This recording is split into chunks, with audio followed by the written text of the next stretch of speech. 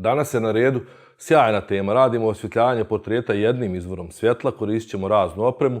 U studiju imamo modela na kom ćemo to sve pokazati. Pa idemo špica, pa nakon toga video.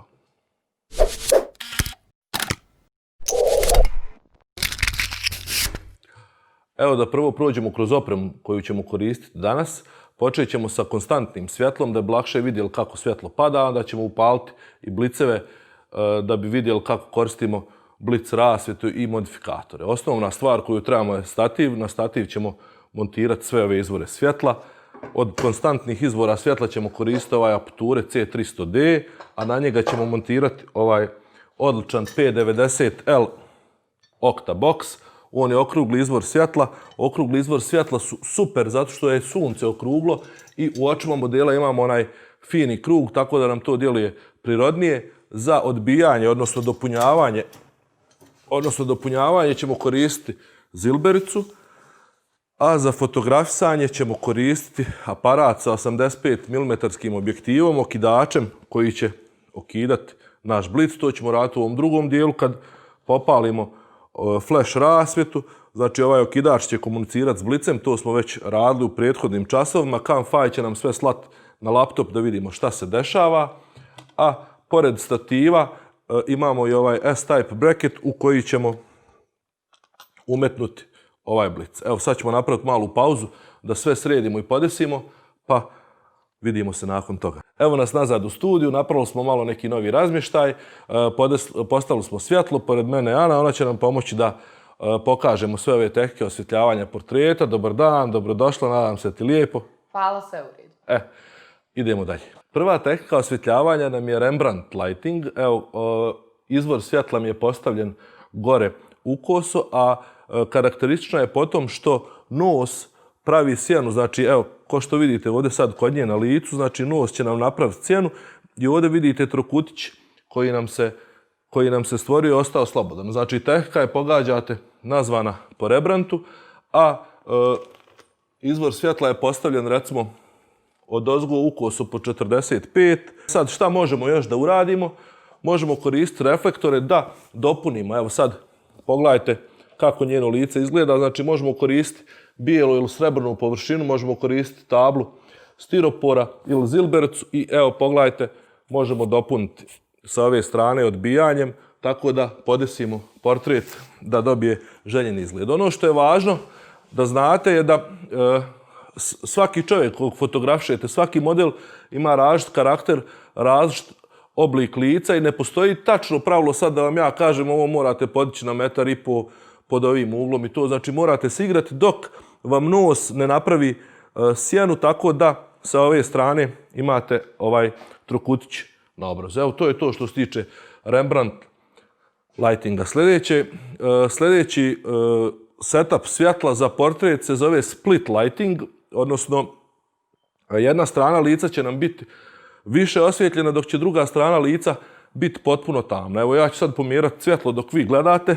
Sad smo podesli, to nam je otprilike neki split lighting. Ova strana je potpuno svjetla dok je ova druga strana tamna i možemo kreirati opet neki željen izgled dodavanjem reflektora.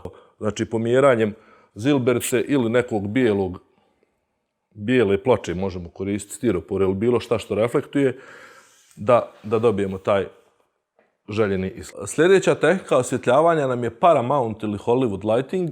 Dobilo ime, pogađate, po postavljanju svjetla u hollywoodskim filmovima, tako su fotografisali sve one poznate glumce, a naziv je dobilo po tom što se ispod nosa pojavi ovaj oblik leptira, odnosno ta sjena ima taj oblik pa je potom dobilo naslov, a svjetlo je postavljeno ukoso, više i u ravni sa kamerom, tako da se fino istaknu jagodice gore osvjetljene i sjena pada polako prema dole. Evo sad ćemo uzeti zilbericu samo da pokažemo kad odradimo blagi fil. Možete znači popunjavati odozdo da vidite kako izgleda, odnosno da dobijete željeni izgled na portretu i na modelu. Evo nadam se da dobro vidite. I to je onako poprilično omiljena tehnika postavljanja rasvjete. Naravno možete malo googlati i istraživati još dodatno. Evo ostala nam je još jedna tehnika, zovemo je Loop Light. Evo, upregli smo sve snage Google Translate, ali nismo uspjeli dokučiti kako se kaže na našem jeziku, a u stvari predstavlja Loop Light je između ovog Butterflya i Rembrandt lightinga.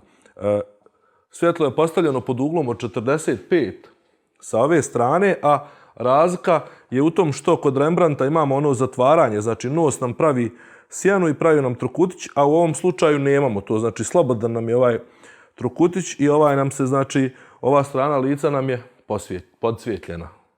Sad možemo se igrati opet sa reflektorom da dobijemo željeni izgled modela, odnosno možemo vratiti malo odozdo da ublažimo ovu sjenu, odnosno da dobijemo oblik portreta kakav želimo. Evo, ko što vidite, fotografisanje portreta je cijela jedna zanimljiva nauka i disciplina. Postoje fotografi koji cijeli život fotografišu samo portrete, u čemu je ljepota toga da u suštini od svakog čovjeka izvučete ono najbolje, da pronađete njegov savršen položaj svjetla. Evo sad samo jedan mali primjer. Ja ću pomjeriti svjetlo ovdje ovako i zamolit ću vam da okrene svoj profil ovdje prema svjetlu i vidjet ćete u suštini da dobijamo potpuno jedan novi pogled na sve, potpuno jedan novi izgled. Eto, u tom je ljepota i fotografije i učenja i fotografisanja sa rasvjetom i različitim ovim setupima.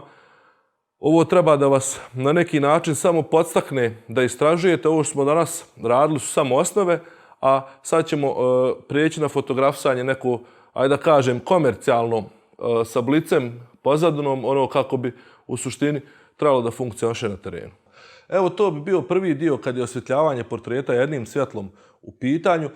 Radili smo sa konstantnim svjetlom, a u sljedećem klipu ćemo nastaviti sa blicem. Hvala što ste gledali. Ako vam se svidjelo, kliknite na subscribe i zvonce. Živ bil!